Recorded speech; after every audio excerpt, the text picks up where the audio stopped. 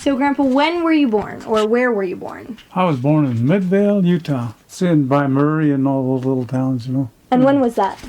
June 28th, 1931. And who were your parents? My mother and dad.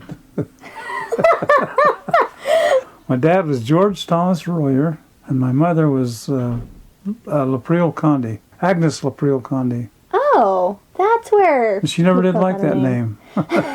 She liked the name Laprile. That's what everybody called her. What was your favorite grade and or class in elementary school? Gym. Gym class. And recess. I liked math. I never did have geometry or anything like that. But I liked reading. I liked history. Mm-hmm. So pretty much everything was your favorite? Yeah, it all depended on the teacher, I think. We had one teacher when he was in the 6th grade, I think it was. And he had a kid come up sneezing. So we kicked him out in the hall. He interrupted the class. So there was a big transom out there by the door going out to the hall. Not the main door, but one going to where you hung your coats and that, you know. Mm-hmm. And he'd climb up on the thing and be looking in the transom, pulling faces at us.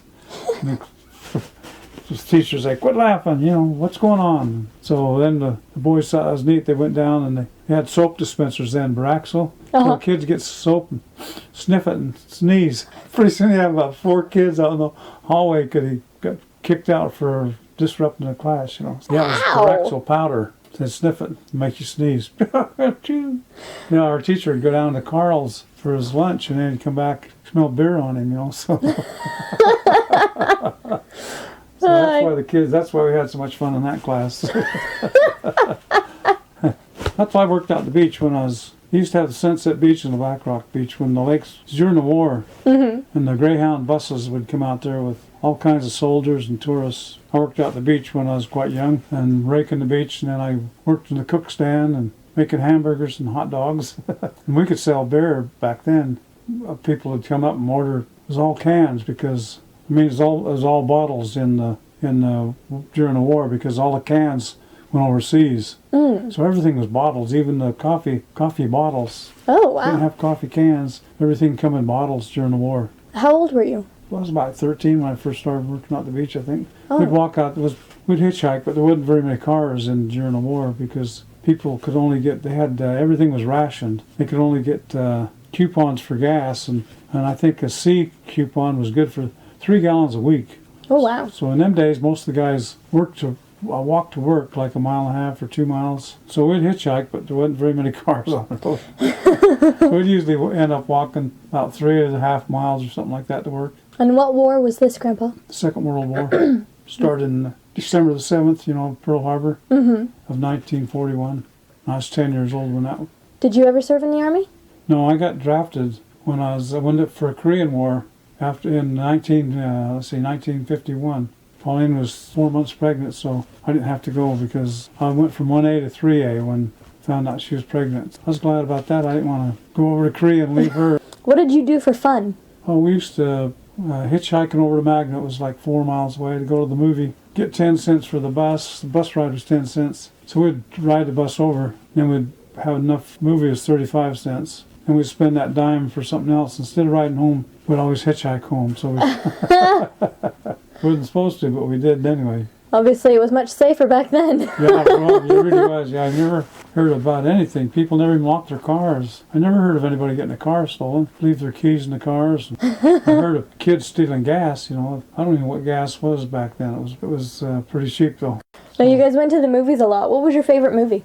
First movie I ever seen, it was colored, was Snow White. Wow, that was amazing to see all that color. Before that was pictures all black and white, you know, because Garfield, being a company town, they didn't have the first-rate movies anyway. You know, it'd be movies that was a little older. What other odd jobs did you do when you were younger? Just for my senior year, I got a job for Kennecott.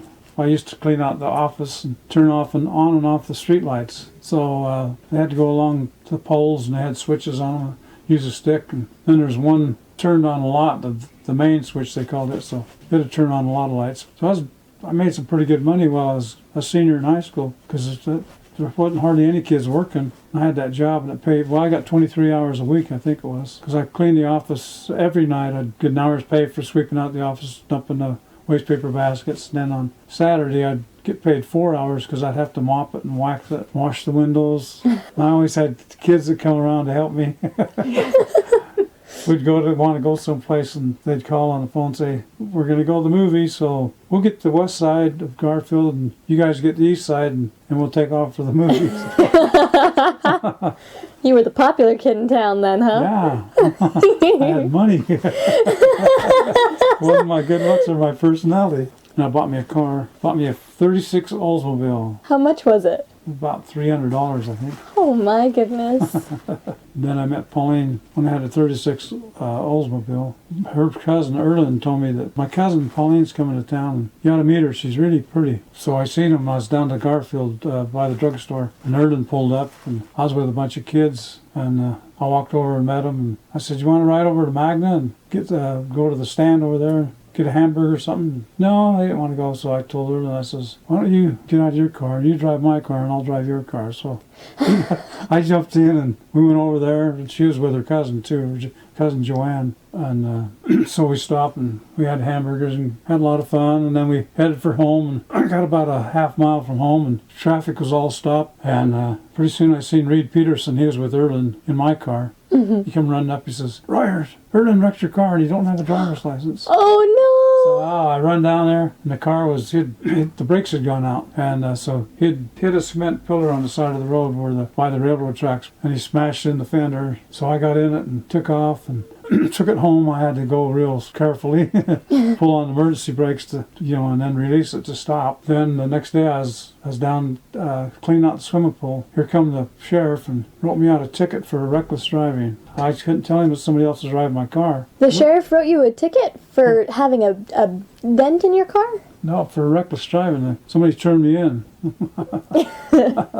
Because the brakes went out, so he was trying to stop it, and I don't know, he almost hit a car. The car was the druggist on the Pete Cammons, so he said that Royer was driving recklessly, so I got turned in. So anyway, my dad knew the judge. My dad told him the brakes went out, so what happened wasn't reckless driving, so they changed it to faulty brakes, so I got out of that one. Well, moving on to that, when did you go on your first date? That was 1950, I think, when our first date was, after that other banging in my car, We went on a few days, but I took her to Salt Lake. They had a horse height, and they had a lot of entertainers on the theater, so it was a live show there. So, so that was probably it. And then going to dinner, and then back home, How much did you use to budget so that you could spend on a date? I don't know. Gas was cheap. Movies was cheap. Big thing was going to getting a milkshake and a hamburger, I think. How long after you'd first met her did you guys realize you wanted to get married? Well, I met her in 49 and then in 1950, and then she was going to go back and go to school. So August the 26th, we decided to go get married. Well, Orson and Ruby just got married 2 weeks before we did. They had a wedding out in Twilla. So we decided to run away. So I went and told my sister, tell Mom I won't be home for breakfast. For dinner tomorrow. I'd always go home because I worked in Garfield, So we took off and we went to Elko to get married, and they wouldn't marry us. Said I was 19, she was 16. Said you had to have a note from your parents. So I said, it's out in the car. So I went out and wrote one. It wasn't notarized. So Brought it back in and said, it has to be notarized. So we took off and we went to Ely, didn't we? Pauline knew somebody in Ely. Anyway, we stopped and then they wouldn't marry us there because we was too young. He says, you might have better luck at Eureka. So that was another 70 miles. So, man, we had to drive all night. Got there in the morning and got married. So they said, how old are you? And I says, I'm 21, she's 18. So I was 19. So as long as you're old enough, they said. So we got married.